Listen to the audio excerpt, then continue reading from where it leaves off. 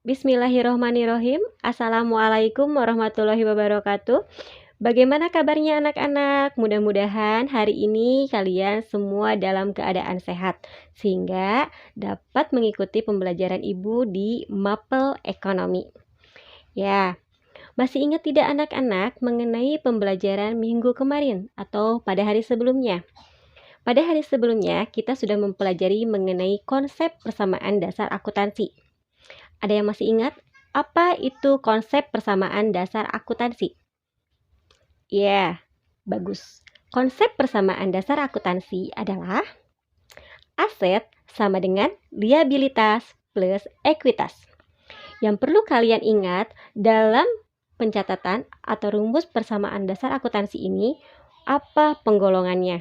Aset itu apa saja, liabilitas apa saja, dan ekuitas apa saja. Nah, untuk hari ini kita akan mempelajari mengenai bagaimana pencatatan transaksi keuangan tersebut ke dalam persamaan dasar akuntansi. Jadi hari ini kita menganalisis transaksi-transaksi keuangan, namun pada pertemuan hari ini analisis transaksinya Ibu tidak menyediakan bukti-bukti transaksi seperti bot, kemudian kwitansi, faktur, dan lain-lain. Namun di sini Ibu akan memberikan analisisnya berupa deskripsi. Nah, apakah masih ada yang kebingungan dalam mengerjakan konsep persamaan dasar akuntansi? Terkadang kita dalam mengerjakan konsep persamaan dasar akuntansi itu kebingungan bagaimana menganalisisnya. Nah, sekarang Ibu akan memberikan contoh kepada kalian. Di sini ada perusahaan konsultan kantor akuntansi Jaya Abadi. Ya. Nah, di sini berikut transaksinya pada periode Mei 2021. Ya, di sini transaksinya adalah Pak Jaya menyerahkan uang tunai sebesar 200 juta untuk modal membuka usahanya. Ingat, dengan prinsip persamaan dasar akuntansi, bahwa dalam prinsipnya kita mencatat itu harus selalu berpasangan dan juga harus selalu seimbang atau balance. Ya, di sini Pak Jaya tadi menyetorkan uang tunainya sebesar 200 juta untuk modal usahanya. Maka dicatat dalam persamaan dasar akuntansinya, aset berupa kas 200 juta dan di sebelah liabilitas dan ekuitasnya kita catat di ekuitas sebesar 200 juta. Ingat, dari mana perusahaan memiliki aset atau memiliki uang kas 200 juta? Itu sumbernya berasal dari modal pemilik. Maka sisi aset dengan ekuitas harus seimbang. 200 juta, 200 juta. Bagaimana? Sampai sini ada yang mau ditanyakan atau masih bingung?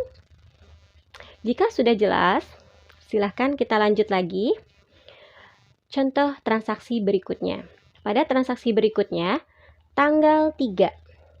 Tanggal 3 dibeli secara kredit perlengkapan kantor sebesar 40 juta kepada toko sehati. Artinya, di sini pembelian secara kredit berarti perusahaan memiliki kewajiban kepada orang lain. Ya, maka dicatat kasnya tidak akan bertambah atau berkurang karena dia tidak mengeluarkan uang.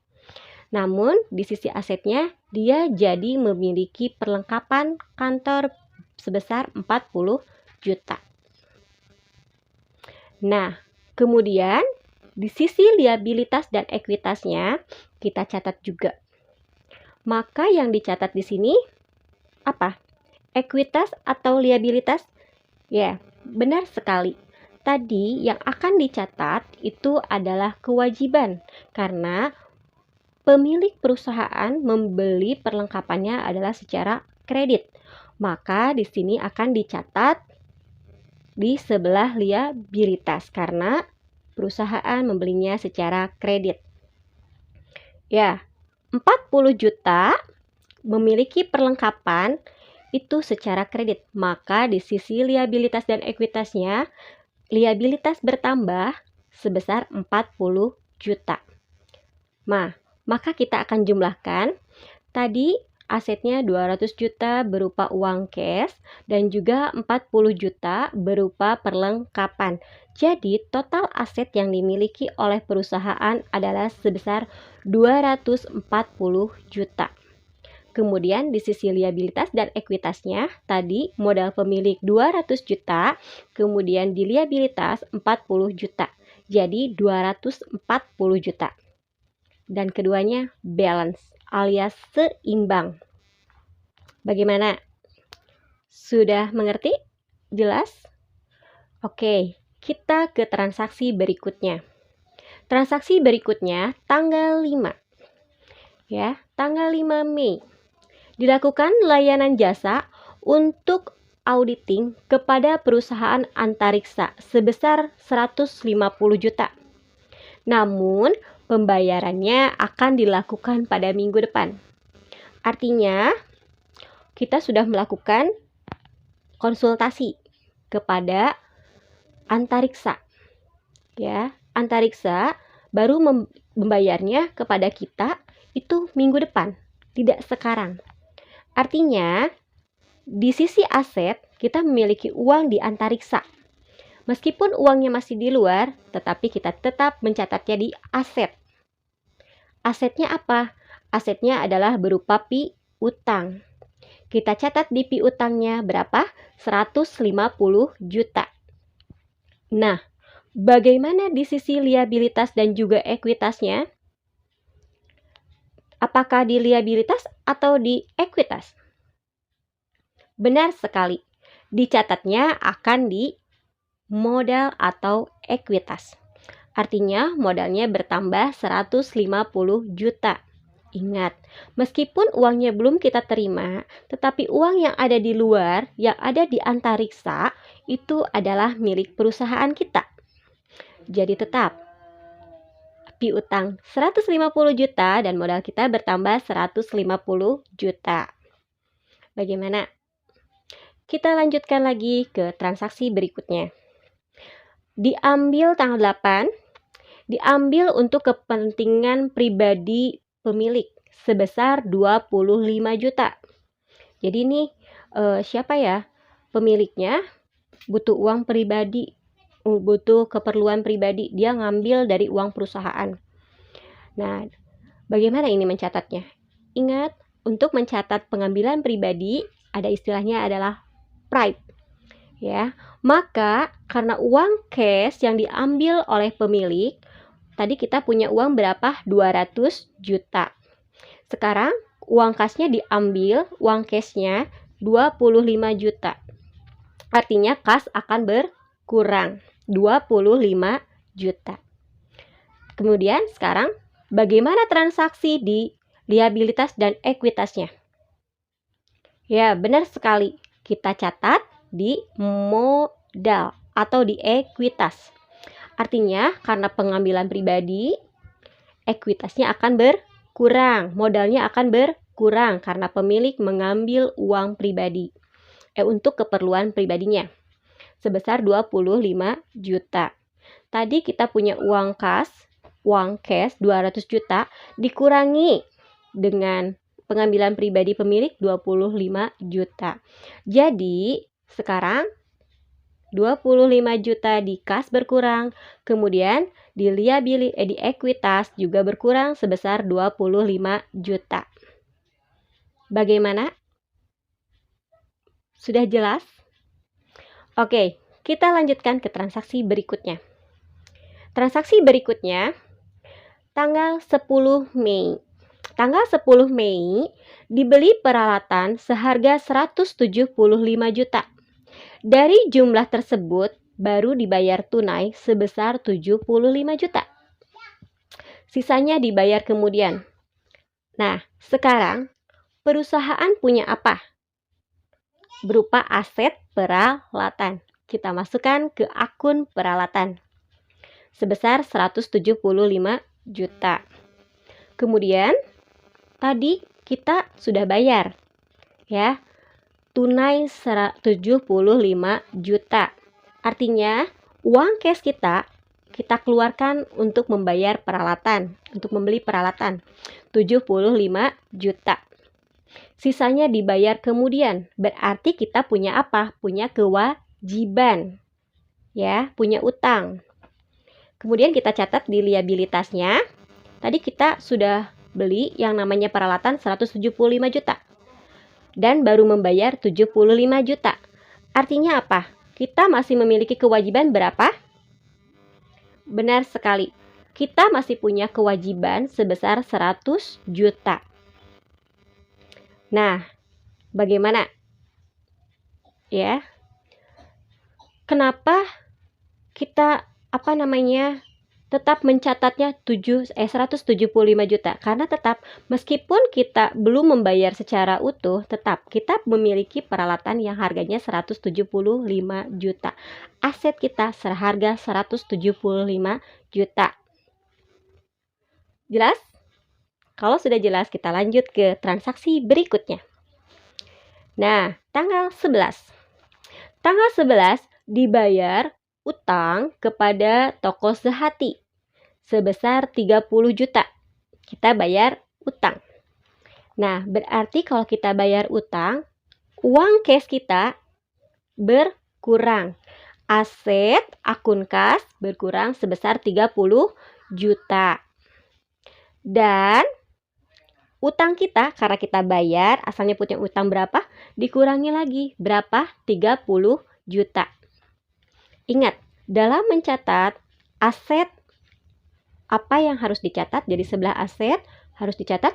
Ingat juga berpasangan ekuitas dan juga liabilitasnya apa. Bagaimana? Sudah jelas? Kita lanjut lagi ke transaksi berikutnya. Tanggal 12. Diterima pelunasan piutang dari perusahaan Antariksa. Antariksa bayar nih ke kita sebesar 150 juta. Artinya, kita menerima dari Antariksa berupa uang cash 150 juta. Berarti kas kita yang ada di saku kita bertambah sebesar 150 juta. Uang kas kita bertambah 150 juta. Ingat tadi dia bayar piutang, berarti piutangnya berkurang. Tadi Antariksa memiliki piutang kepada kita adalah 150 juta. Sekarang sudah bayar, artinya Antariksa sudah tidak memiliki lagi piutang kepada kita. Bagaimana? Dan di sisi modal dan liabilitasnya bagaimana? Tetap tidak ada yang berubah. Karena apa? Karena uangnya sudah kita klaim dari transaksi sebelumnya. Namun sekarang piutangnya sudah berubah, bentuknya berupa uang cash. Bagaimana? Jelas? Kita lanjut ke transaksi berikutnya. Tanggal 14. Tanggal 14 diterima secara tunai pendapatan jasa dari pemeriksaan keuangan perusahaan. Ya, kita melakukan jasa konsultasi lagi nih.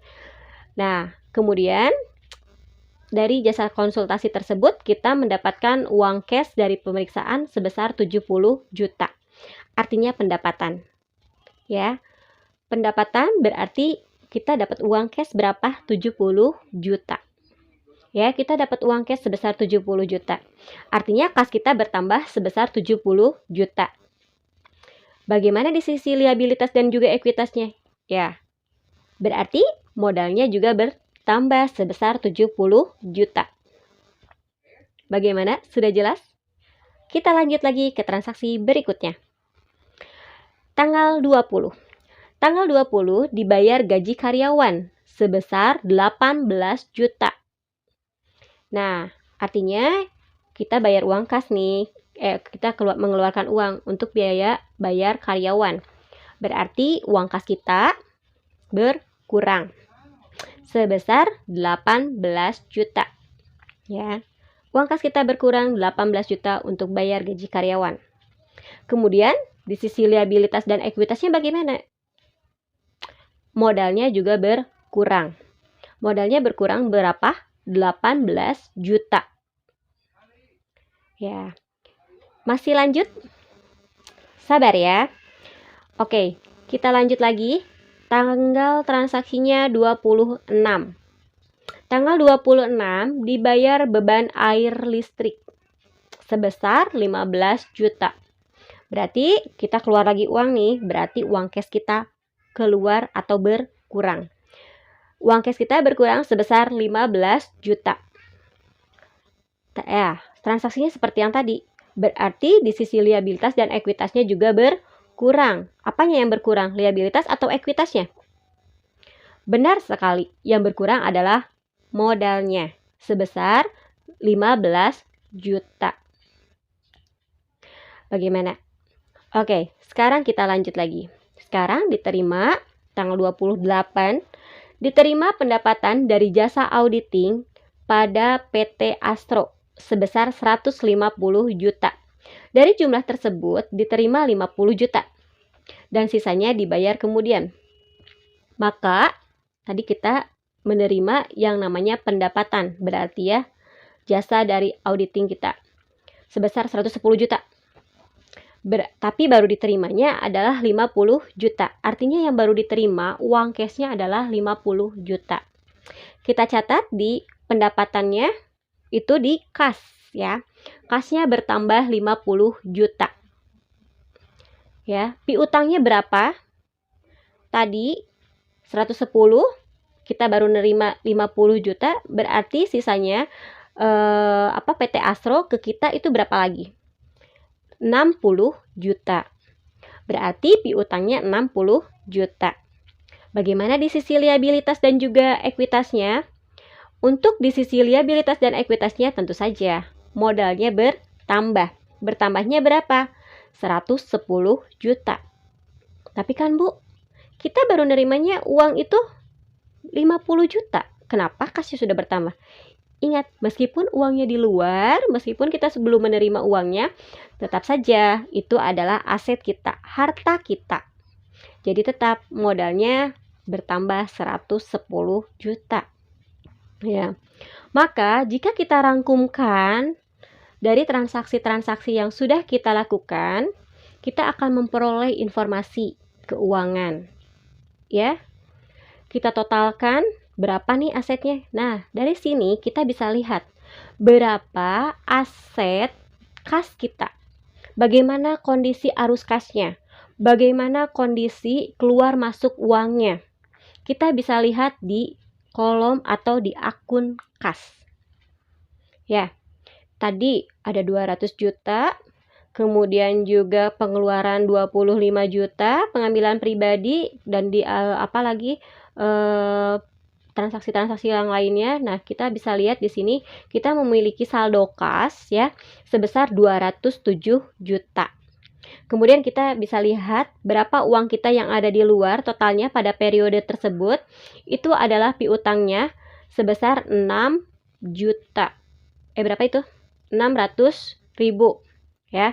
Kemudian di perlengkapannya kita bisa lihat berapa aset perlengkapan kita itu adalah sebesar 5 juta. Kemudian peralatannya kita bisa lihat asetnya 175 juta. Kemudian ada akumulasi penyusutan. Tadi di sini tidak dilihat ya. Akumulasi penyusutannya adalah 17.500.000. Nah, kemudian kita bisa lihat berapa utang kita, berapa kewajiban kita ya kepada orang pihak lain. Itu adalah sebesar 10 juta. Kemudian juga kita bisa lihat modal kita bertambah atau berkurang. Nah, di sini modal kita sisanya adalah atau saldonya adalah sebesar 454.500.000. Ya. Nah, arus kasnya kita bisa lihat saldo kasnya. Nah, bagaimana jika kita ingin mengetahui berapa pendapatan dan berapa untung atau besaran keuntungan yang diperoleh oleh perusahaan, entah itu keuntungan atau juga kerugian. Kita tinggal mengelompokkan pendapatan dan juga beban. Ya, kita bisa mengetahui berapa laba atau ruginya. Ya, pendapatannya tadi berapa? Di sini pendapatannya kita tambahkan saja pendapatannya apa saja. Ya. Dimasukkan, kita jumlahkan pendapatannya ya, kemudian dikurangi dengan beban. Nah, di sini diketahui ternyata untuk pendapatannya itu adalah totalnya 330 juta. Kemudian untuk bebannya adalah sebesar 50.500.000. Maka di sini ternyata pendapatannya lebih besar dibandingkan dengan beban atau biaya pengeluarannya. Maka di sini diperoleh selisihnya adalah 279.500.000. Artinya perusahaan memperoleh keuntungan atau laba. Kemudian di sini kita bisa lihat saldo modal kita bertambah atau berkurang. Tadi modal awalnya adalah 200 juta.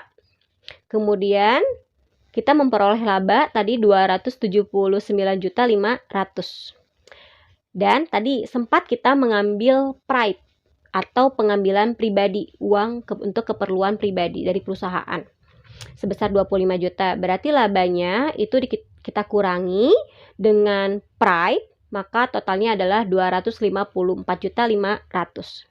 Nah, tadi saldo awal kita untuk modal adalah 200 juta.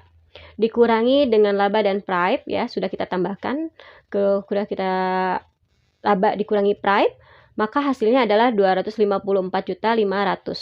Nah, kita tambahkan 200 juta ditambah dengan 254.500. Maka hasilnya adalah 454.500. Ya, di sini berarti perusahaan mengalami keuntungan ya. Nah, sehingga perusahaan bisa melihat bagaimana nih kondisi perusahaan. Berarti kita bisa menyimpulkan bahwa keadaan perusahaan dalam keadaan baik-baik saja. Nah, apa yang harus dilakukan oleh perusahaan tersebut jika laporannya adalah keuntungan? Berarti dia harus mengambil langkah perusahaan itu bagaimana caranya meningkatkan lagi labanya di periode berikutnya.